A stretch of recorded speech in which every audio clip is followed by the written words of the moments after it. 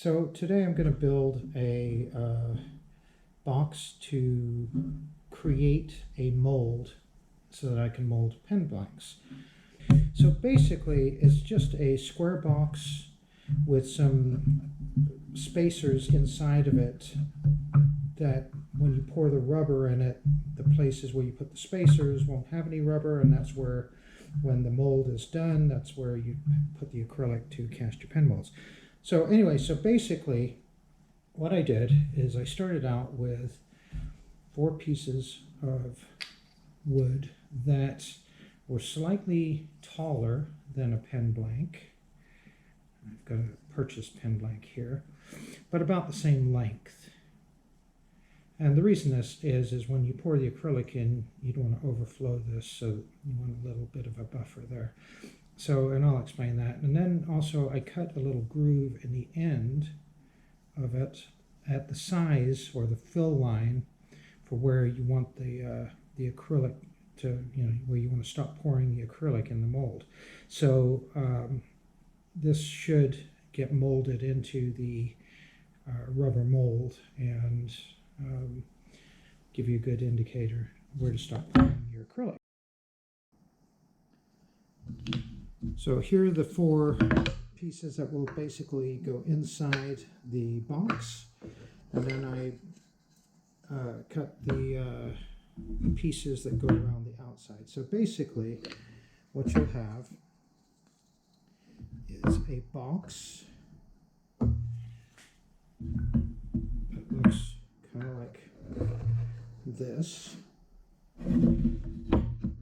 with these 4 void areas inside where once I pour the rubber in here, there won't be rubber where these blocks go, and that will be where you pour the acrylic. Alright, so I've got the right edge on, so I'm going to use my spacer and pop it in there. I'm going to take my first blank. Now these little lines that I put on these blocks need to go towards the base. The reason is when you pour the mold, the open part is what's basically touching the base, so it's flipped over. So this is a fill line. When I made it the first time, I did it upside down, so the fill line was actually in the bottom of the trough, which does me no good. So that little line needs to go down, and what I do is I just kind of mark where this is, and the reason I mark it is I want to drill holes. Now I do this one at a time. Also, I'm going to drill holes about 1 inch from the end of the block. This is not precision, doesn't need to be exact or anything like that. It's just I like to keep it fairly organized when I'm doing these sorts of things. So there we go. So that goes there. I can take the spacer, and it's probably best to do these one at a time. As far as spacing them and marking them, I'm going to mark the first 2 just in the interest of time here, and I'm going to go over to the drill press and drill some of these holes in here. These are just pilot holes.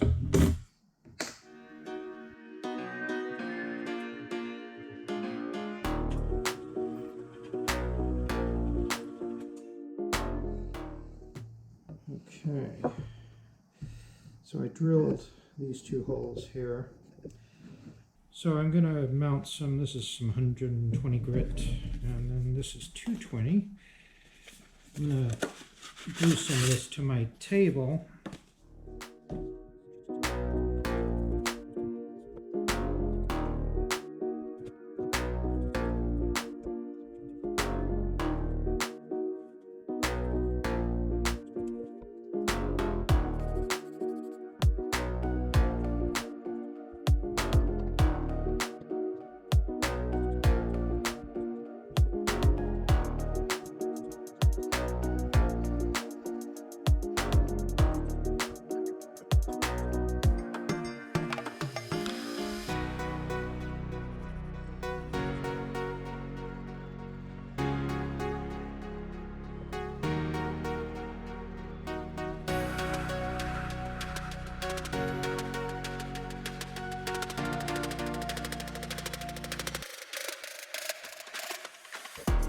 other ways to accomplish this, but this works pretty good, and it's pretty quick, and it's cheap, and you don't have to drag out a bunch of tools or anything.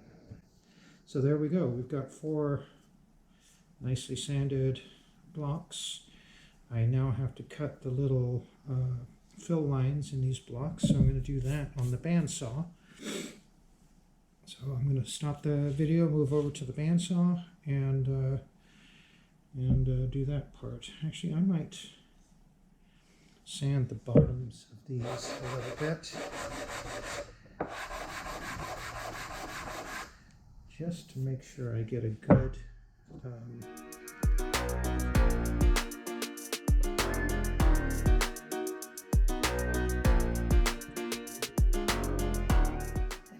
Okay, I'm over at the bandsaw. I'm going to use an acrylic blank that I purchased to set my fence so that I can use that as a guide for my fill line.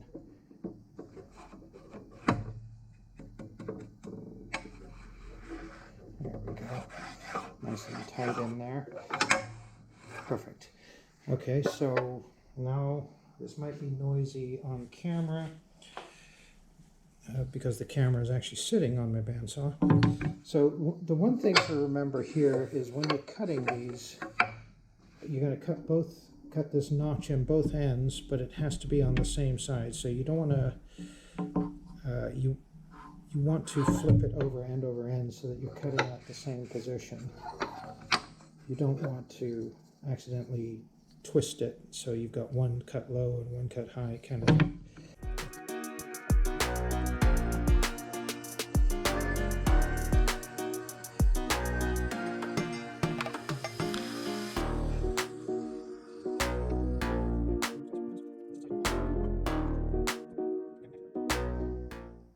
Need to clean up a little bit here before I go much further, so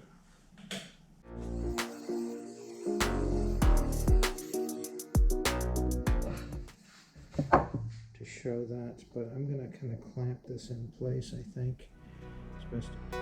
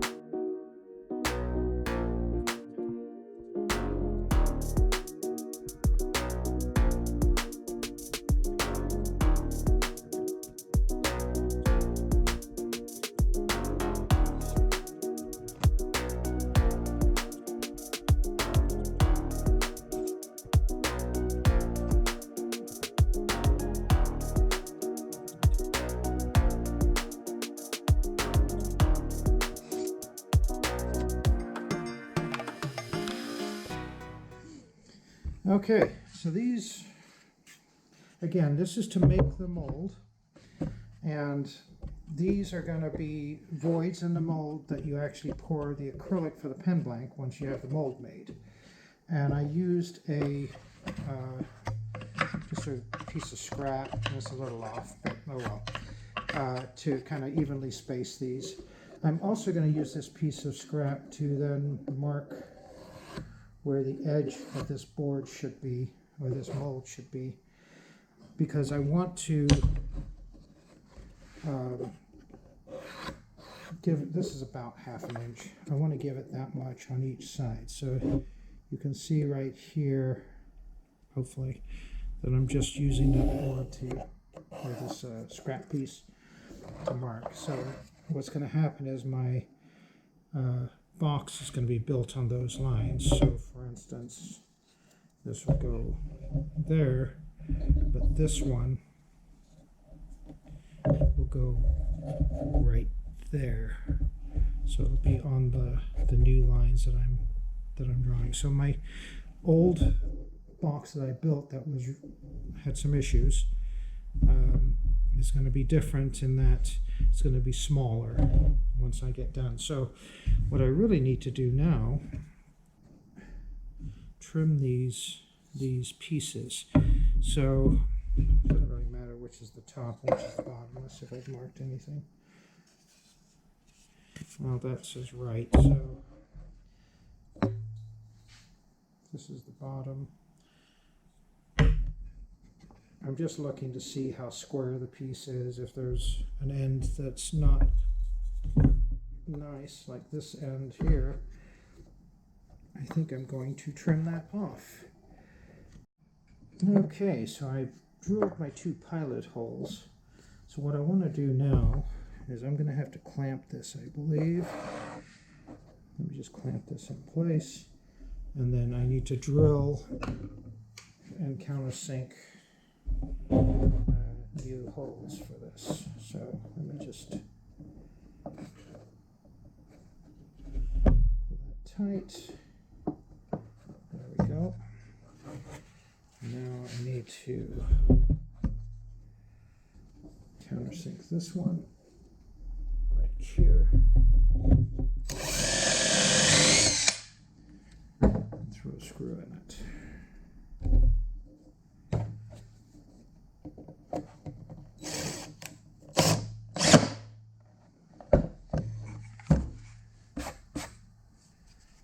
Okay, take that off. Let's countersink this one right here. Wrong end.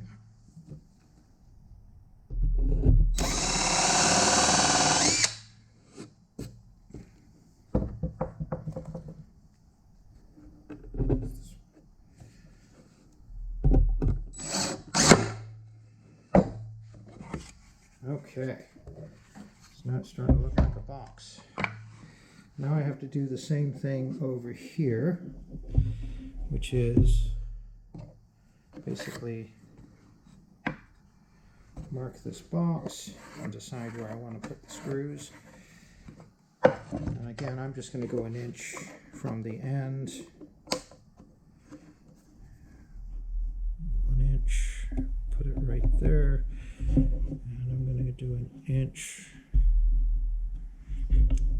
in from this end piece, so right here. Now the board, the side here, obviously goes past those points. It goes all the way to the edge. Okay, so I drilled the 2 pilot holes. So now I'm going to put this on just like that. And the same thing, I'm going to clamp this just because it makes it so much easier to go to deal with.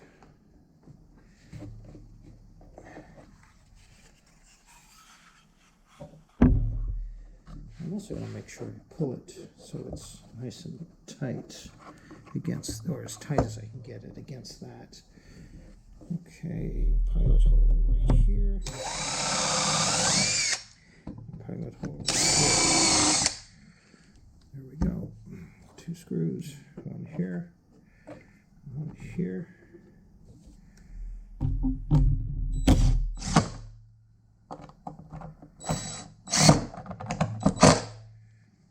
There we go. Take the clamp off. And we have a nice little box here. So to calculate the volume in here, I will mention it again on another video, but basically you take the dimensions of the inside of this box. The length is 6 3/8. So length equals 6 3/8. The width is 5 1/4.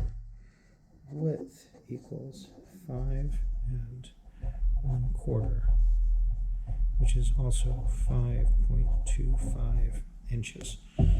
And the depth can see right here is 1.5 inches.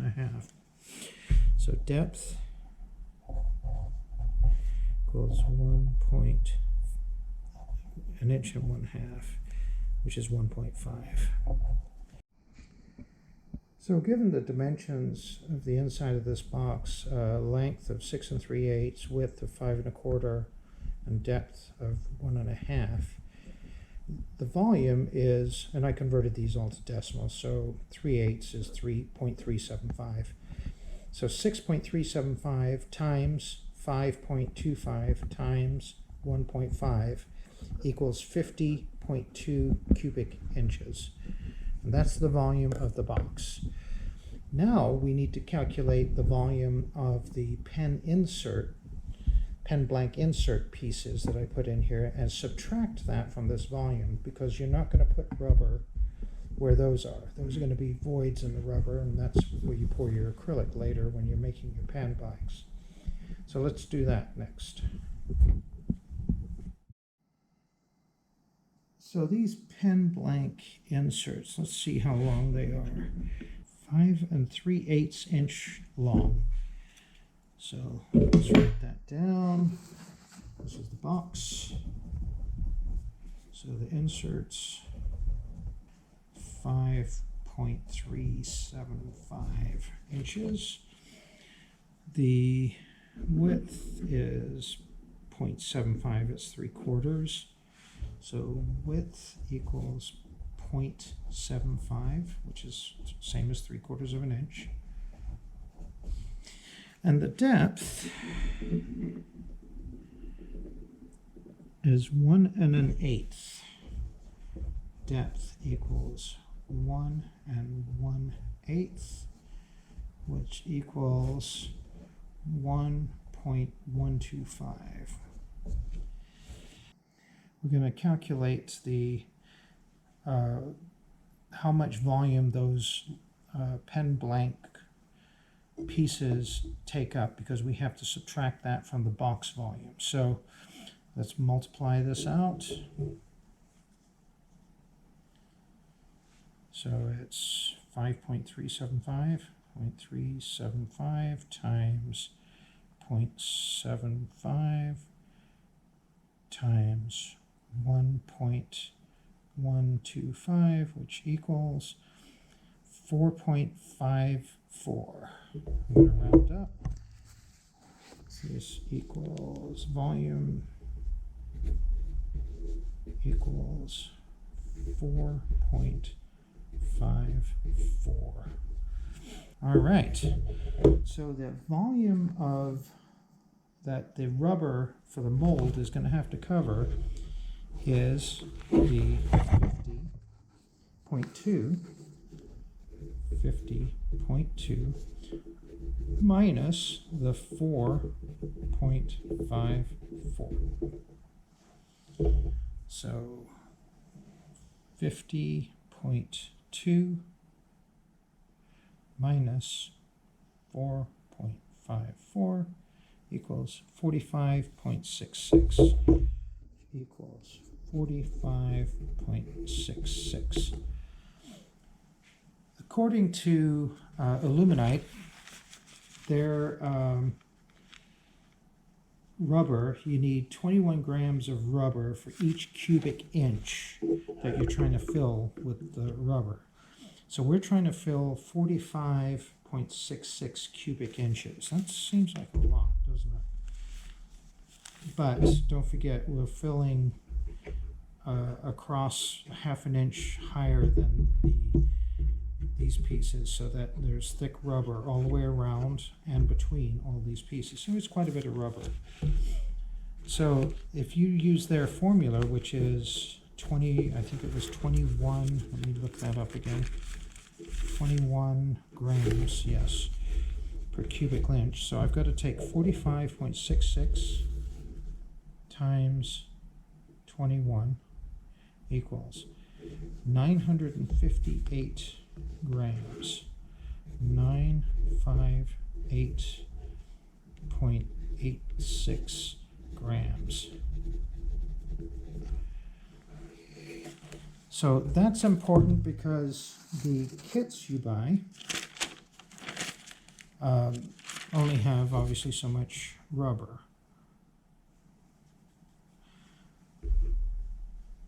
Not sure this is still recording.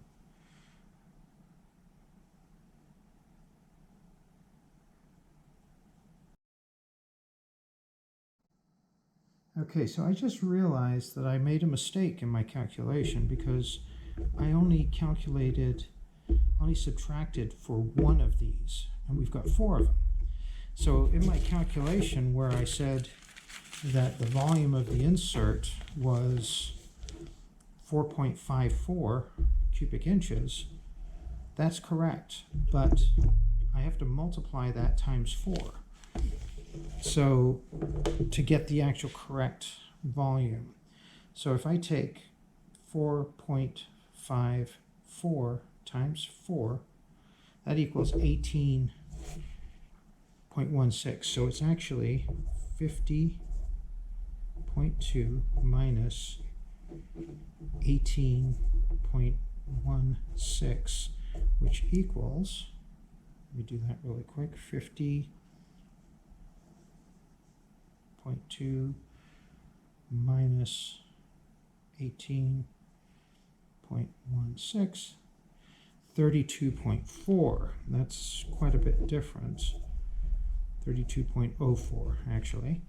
Multiply that times 21 equals 672.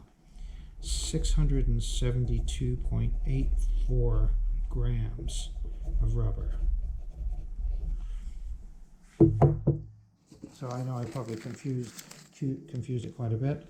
50.2 is the volume of the box with nothing, if it was just filled to the brim with whatever. So that's just the amount of space that the interior of the box has, and that's 50.2 cubic inches.